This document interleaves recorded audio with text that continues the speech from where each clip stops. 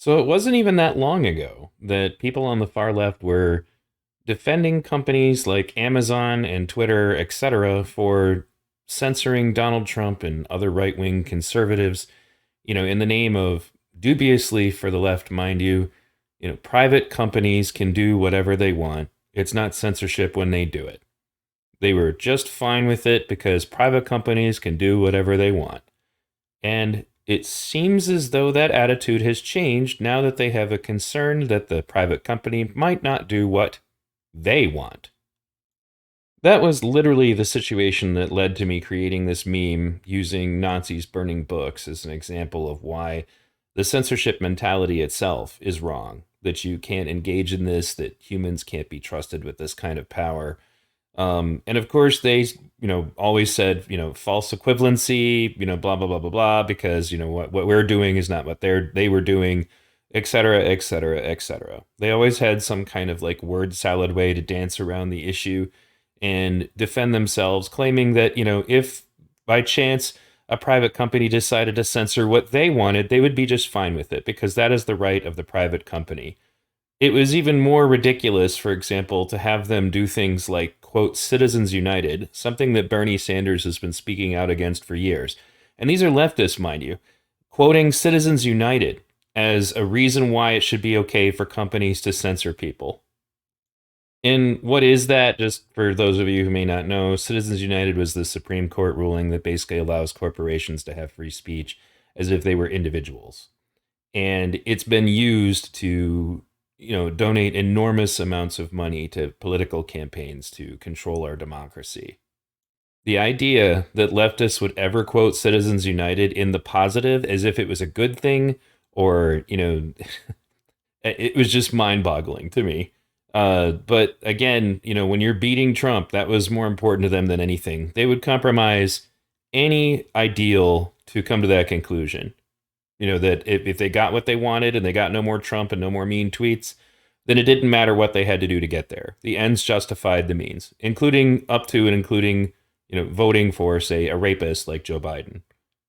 And exactly as I predicted, people on the left lost their shit the second they were concerned that a private company might be owned by someone who they don't agree with, and therefore the censorship pen might be in the hands of somebody who either might censor them or, more importantly to them, not censor the people that they want silenced from social media. I'm frightened by the impact on society and politics if Elon Musk acquires Twitter. He seems to believe that on social media, anything goes. For democracy to survive, we need more content moderation, not less. And then somebody comments, so rich people owning media is fine as long as they agree with your political view. Okay, got it. What kind of democracy needs censorship to survive?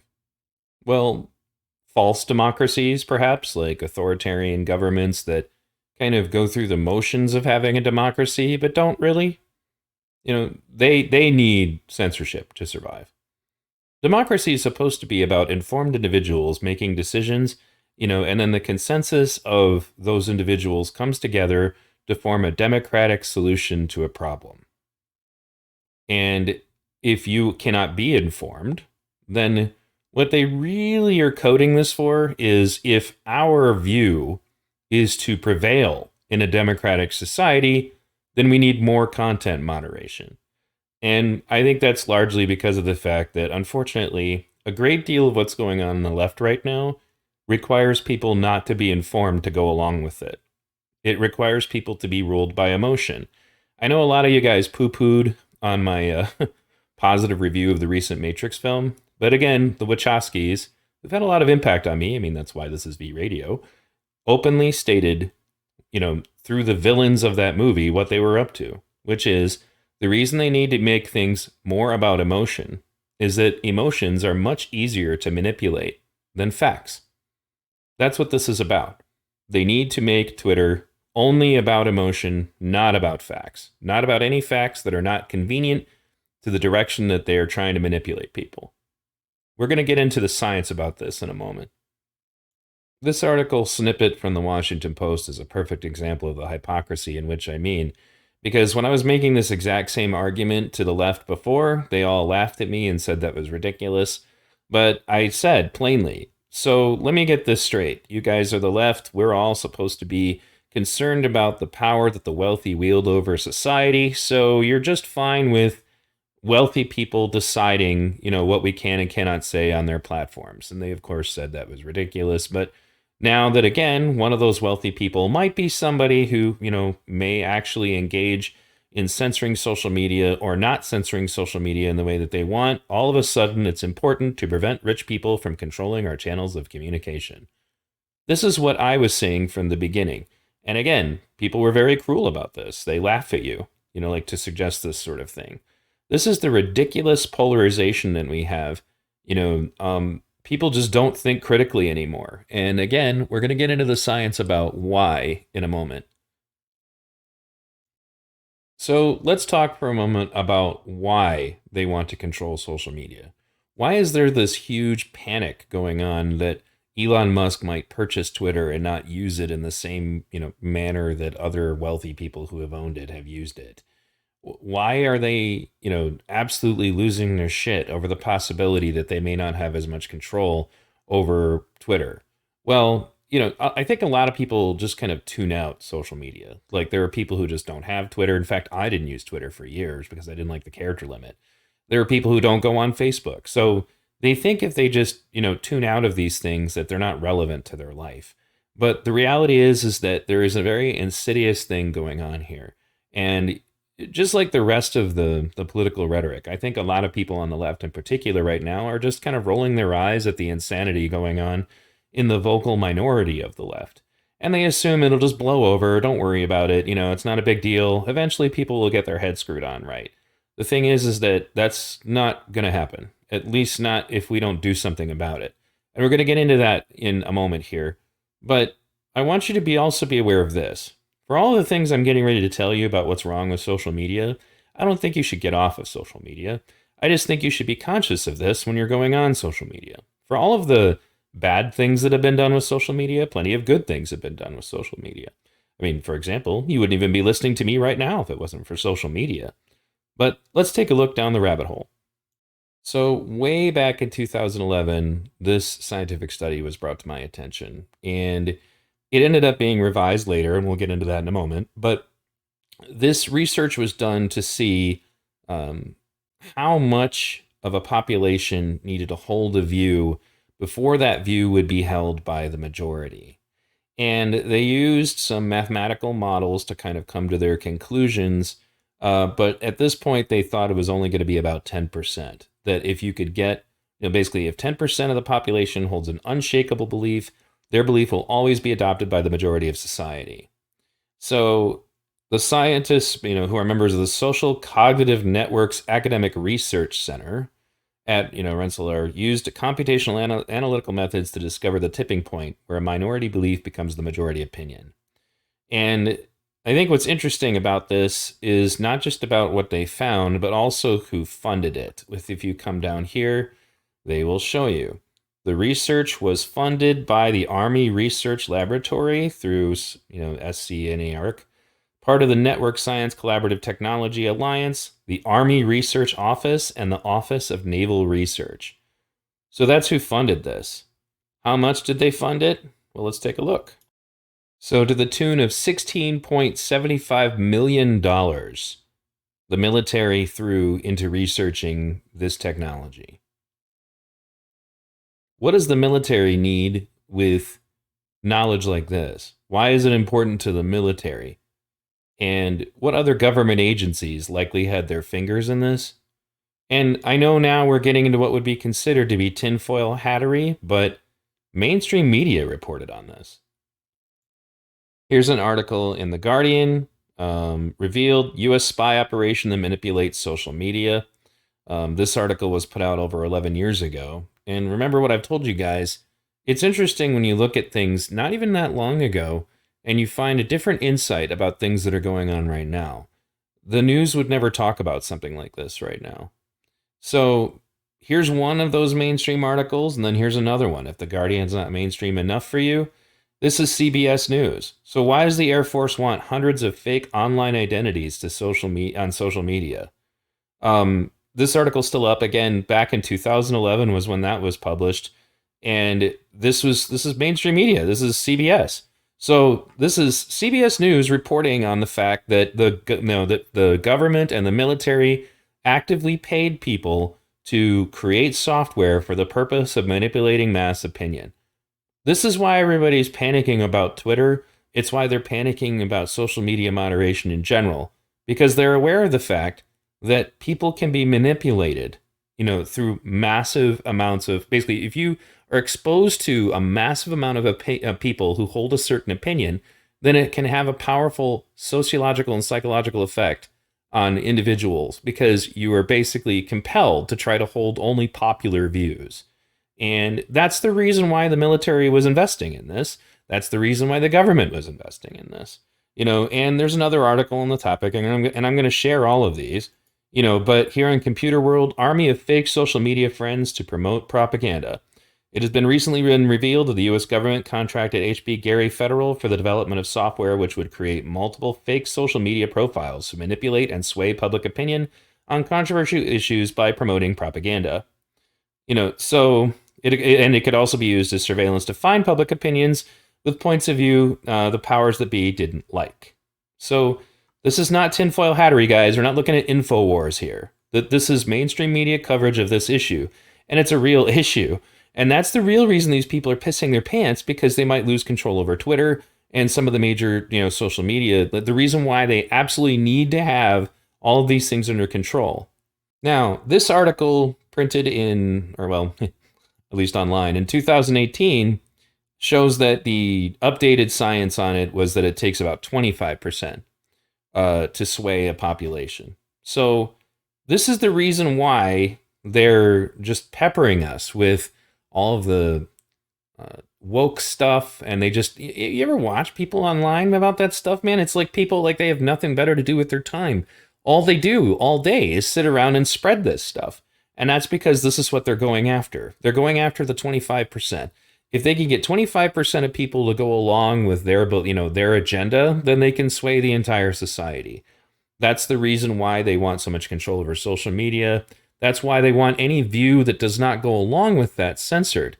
And the reason why is because if you allow opposing viewpoints to come out into the public, then that will, hinder their ability to manipulate people, because then it doesn't necessarily look like a majority.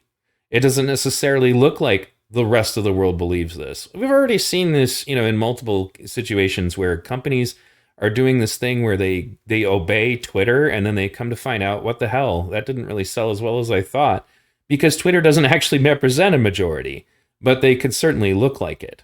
And this is all a psychological effect. Remember, I do this Do You Think for Yourself series specifically to try to address psychological effects that pretty much work on everybody. And if you're conscious of them, then you can mediate how much power they have over you. But they're real. And that's the reason I hope you guys watch the rest of that series, because this is vital, like self-defense for the brain kind of information. So the effect is called the bandwagon effect. And the bandwagon effect is essentially, the peer pressure. The bandwagon effect refers to the tendency people have to adopt a certain behavior, style, or attitude simply because everyone else is doing it. The more people that adopt a particular trend, the more likely it becomes that other people will also hop on the bandwagon.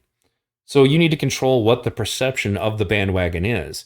If the bandwagon is saying that trans, female athletes should just be allowed to participate in sports, and that anybody doesn't like it is automatically an evil person who shouldn't even be allowed to have a job, that's the bandwagon, and that's what you want everybody hearing, then more and more people will go along with it. If they, again, control what the perception of the majority is, meaning, in other words, what people perceive to be the majority view.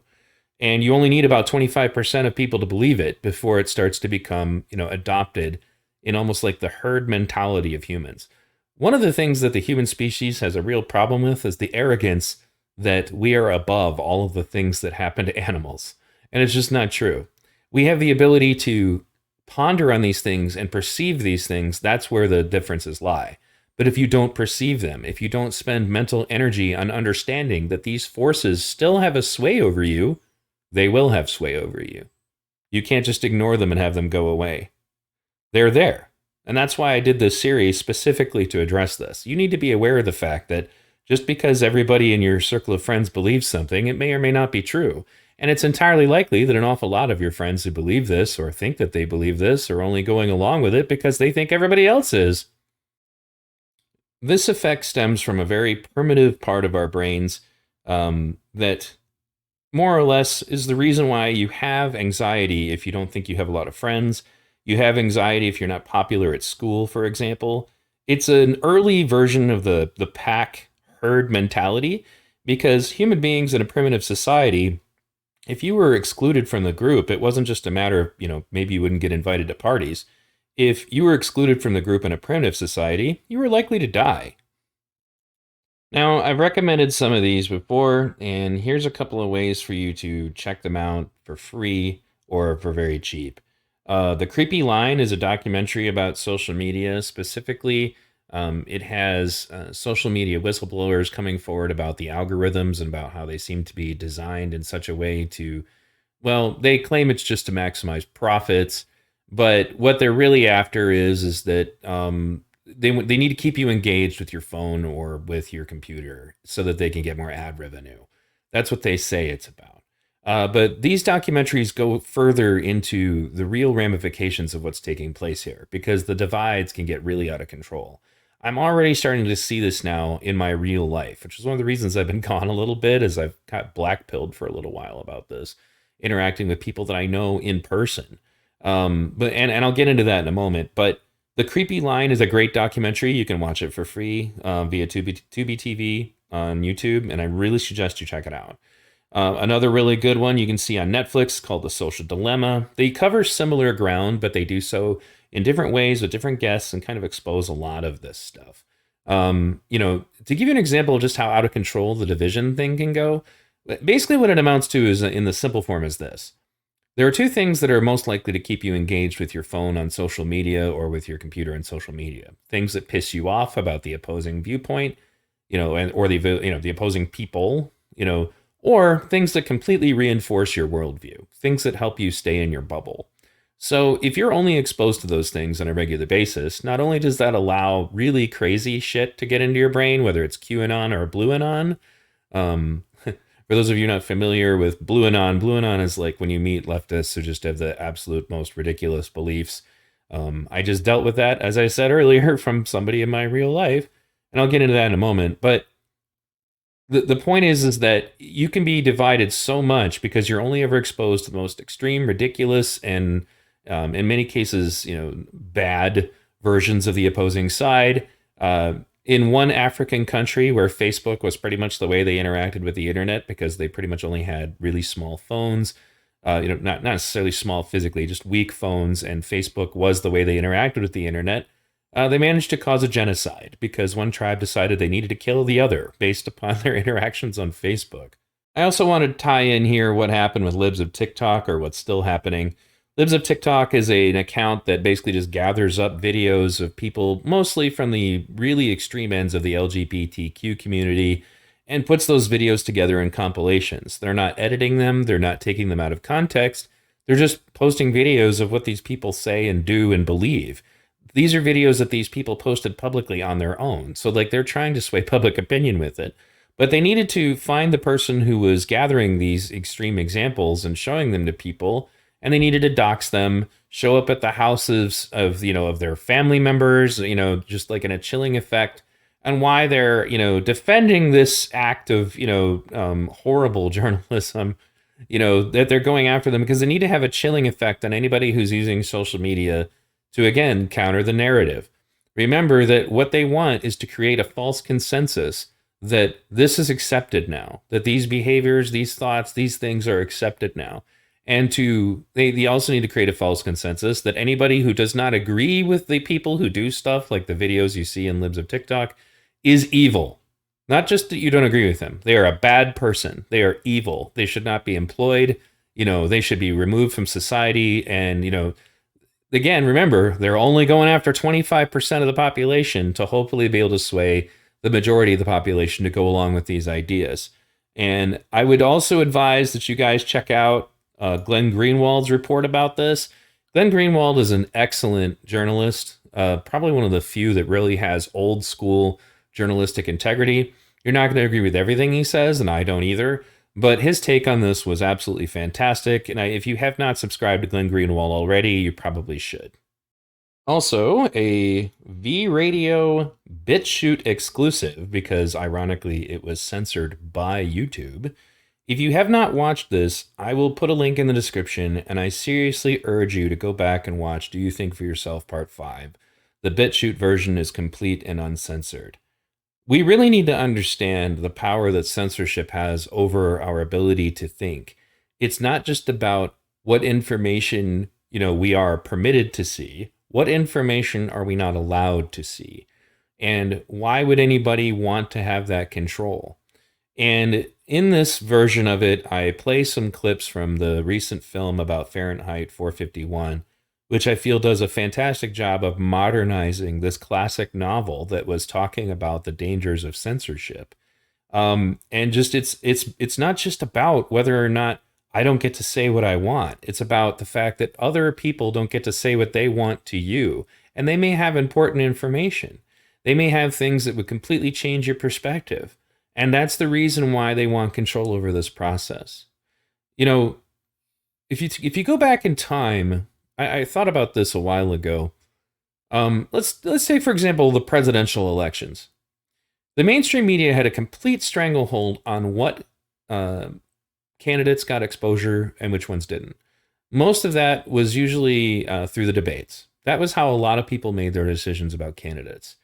Then eventually, when the internet came out, you got these candidates like people like, say, Ron Paul, Dennis Kucinich, Mike Gravel. For those of you who are too young to remember, these are candidates. So, for example, actually, this would be a great example.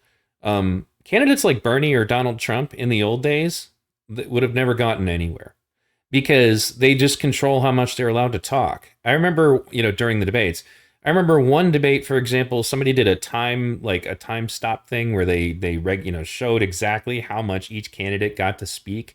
And it was really interesting that, like, for example, in one of these 1 to 2 hour debates, they let Mike Gravel, who's anti-war, anti-establishment, he got 5 minutes. And then it goes up from there, usually with the best candidates getting the least amount of time. So Dennis Kucinich, I think, got 8 minutes. This isn't a Democratic debate, obviously. And it just went up from there. Well, why didn't they want Dennis Kucinich being heard? Because he was talking about impeaching George Bush for what went on in Iraq, and speaking negatively about the Patriot Act and a lot of other really bad stuff. Mike Gravel, I already pointed out, and those of you who've been following me for a while know that I worked for Mike Gravel. So they just controlled everything that you were exposed to. And meanwhile, Hillary Clinton got an hour. So you give one candidate 5 minutes, you get Hillary Clinton an hour. And don't think that this is just the corruption of the Democratic Party, because the same shit would happen to Ron Paul. He was a Republican libertarian. And I remember distinctly, for example, there was a time when they kept putting Rudy Giuliani in all of the debates, and they wouldn't let Ron Paul into one of the debates. And he asked why, and they said, well, you're not polling high enough. He's like, I poll higher than Rudy Giuliani literally everywhere, so what are you talking about? So they had to relent and go ahead and let him in. But they wanted him out as fast as possible. Why did they want him out? Because he was, again, an anti-war candidate who was pro-liberty, who was anti-Patriot Act. So basically, for a lot of the same reasons that they wouldn't want Mike Gravel or Dennis Kucinich, talking, they didn't want Ron Paul talking. And that's one of the things that I've been trying to communicate to you guys for a while, that, everything has changed, even from just 2008. A candidate like Bernie or Donald Trump, they would have gotten minutes, and everybody else would have gotten lots more time. And they don't have that control anymore. And at first I thought to myself, and this is what we all thought back in 2008, man, they're going to just try to censor the internet, aren't they? And I realized, no, that's actually far more brute force and not anywhere near insidious enough. They're going to do things like, say, create armies of fake social media to promote propaganda. They're going to try to sway public opinion with it. They're going to learn how to use the internet They're going to learn how to use it against us, essentially. And that's what they're doing. So you have to protect yourself, not only with knowledge about why censorship is bad, but also just in the basic understandings of the different psychological and sociological phenomenon that people who want to control you will use against you. You have to educate yourself about this stuff. Because at the end, that's going to be the only thing you can use to defend yourself. You know, a perfect example of this bandwagon effect I'm talking about was when the Nazi Party was trying to take power. They strategically placed people who were basically, actors for them in the crowds to cheer at certain times when Adolf Hitler was talking. And the purpose of that was to get that bandwagon effect going. Like, oh, wait a second, the tribe really likes this guy. They want him to be chieftain. I better go along with this. So, be aware of this stuff. Watch the entire Do You Think for Yourself series, and I'm going to keep making more of it because I'm trying to expose you to the reality that there are certain psychological and sociological effects that you probably think you're above and may not realize are actually still wielding an enormous amount of power over your ability to think clearly and to affect how you perceive the world. That's really what my work is about. That's what this is about. That's why I'm not really into the right versus left right now. I have my views. I'm more concerned about the future of our country. I consider myself an American, and I feel that people who don't agree with me are not necessarily inhuman. What a crazy, controversial idea, right? So in any case, thanks for tuning in, guys. I will be putting out some more content. I'm sorry about the long break.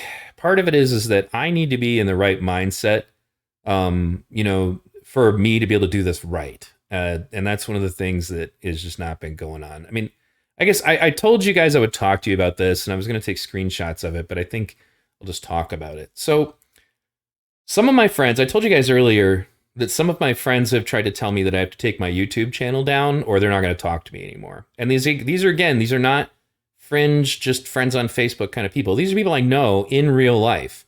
And then I got over that. I'm like, okay, yeah, well, fuck you. I'm not taking my channel down. If that's what you need from me to be your friend, then I'm not your friend. But it's more than that. There are other people who are holding really crazy views. So we're talking about Blue Anon. I have a friend of mine who's usually the one that I go to be the voice of reason. He's the person that people frequently within our circle of friends would call in to be the mediator, and one of the things we were talking about was Antifa's belief that they should be allowed to preemptively engage in violence to prevent fascism. And he's like, well, I mean, considering we did almost just have a fascist takeover of the country, I'm like, what are you talking about? And he's like, well, haven't you been paying attention? It's this normal thing. And I said, yes, I've been paying attention. And as I brought up on previous videos that I've talked to you guys about this issue, for example, about January 6th, even if the rioters went full on scorched earth and just murdered a bunch of congressmen and senators that were in the building that day, that doesn't just suddenly magically mean that Donald Trump gets transformed into the dictator. And the arguments that he made for this were that apparently the Border Patrol was on standby and ready to help Donald Trump take over the country, that they were going to become his, shock troopers. And then I brought up, I'm like, the military is not just going to let that happen. And he's like, the military can't be deployed on American soil. I'm like, okay, dude, come on now. The military is definitely going to deploy if for some reason the Border Patrol is helping a guy take over the country. But he seriously believed that. And this is a guy who is normally ironclad. Like, he normally behaves exactly as I do, meaning that he finds, hard sources for everything. He doesn't just run off at the mouth. But he sincerely believes this stuff. So the left is of the opinion that they're immune to the insanity of things like QAnon. And to call out QAnon, there were people who were still in QAnon chat rooms claiming that at any moment Trump was going to swoop in and Biden was going to be arrested and Trump was going to stay president. That's a belief that those people had. And when this was just crazy random people on the internet, I just kind of blew it off. But this guy's not crazy and he's not stupid. This is somebody I've been dear friends with for like over 20 years. And he really believes this shit. Like, I just couldn't believe it as I was reading it. I'm like, And so this is the effect that's going on when people are being caught into these pig troughs, so to speak, of you're only going to be fed the left narrative of the most extreme and you're going to only be fed the right narrative of what's most extreme.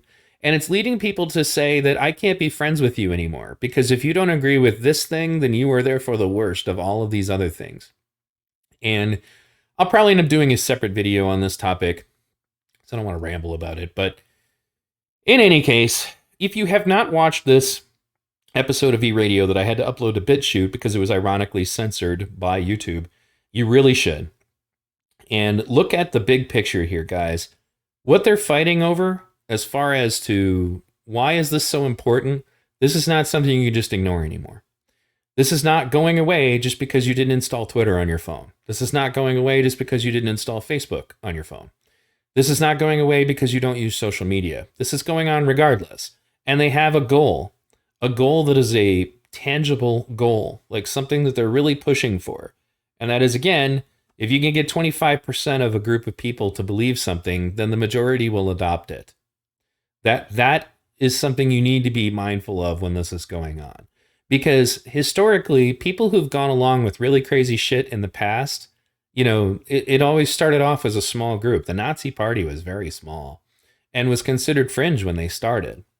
Now, when you couple this with everything else that I've been telling you about this whole time, which is stuff like them attacking objective truth, we can't have objective truth. No, things are not objective. They're all subjective. They're all, how do I feel about these things? That's what should be important. Or you end up with ridiculous things like them saying that anything that they don't agree with, that is personal experience of someone, is anecdotal evidence and therefore not admissible. But then at the same time, they will say that their lived experiences should be treated with the same value as empirical data. These kinds of things are being done to try to condition our society to stop thinking.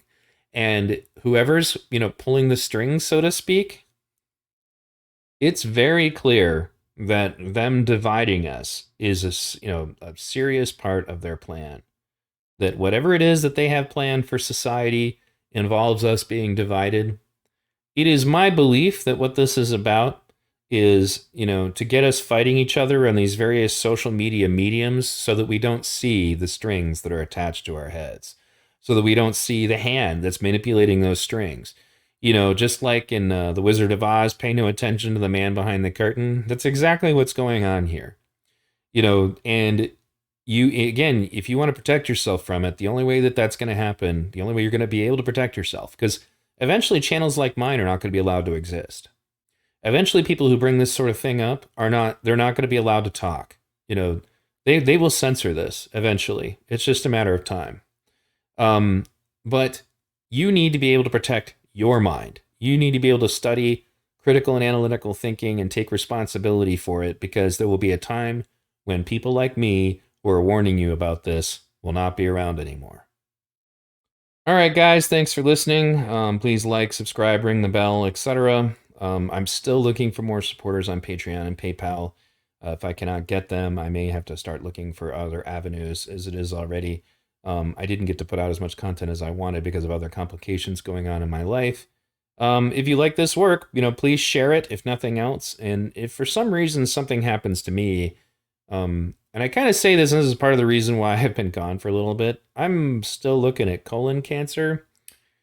And it occurred to me that if I pass away, I would really like you guys to be sure that you share the shit out of everything that I've done here, because I really want the world to go back to being rational and to go back to thinking and to go, that's really what my motivation has been this entire time. I have children and I'm worried about what kind of world they're going to end up in. And if voices like the one I'm putting out here do not have a place to go, if this sort of information that used to just be kind of understood, used to be understood, censorship's not good for you, used to be understood, you should think for yourself. That message is becoming less and less prevalent. And so anyway, please support my work in all the ways that typical YouTubers and such tell you to do so. Share it with other people, get it out there. If you can support me, great. Financially, that would be awesome. I don't have a ton of patrons. I have a little bit, and it's helping. But something is going to have to give, and I'm still fighting with them about disability, and I'm only looking for temporary disability, but it's a real battle. I don't get it. If you can't walk around without a walker for more than 30 seconds, you would think that that would be disabled, but they're still fighting me about it. So, um, in any case, guys, I don't want to babble. Thanks for tuning in. Please also consider going to my website, v-radio.us. There you can find my social media accounts so that you can always be sure that I'm uploading things. You end up in situations, for example, like where I shared the link of that BitChute video that I really hope you guys go check out about censorship because I couldn't put it on YouTube. A lot of you are not even going to be notified of stuff like that unless you happen to be on my Discord, my Telegram, my Facebook, etc. Thanks for tuning in.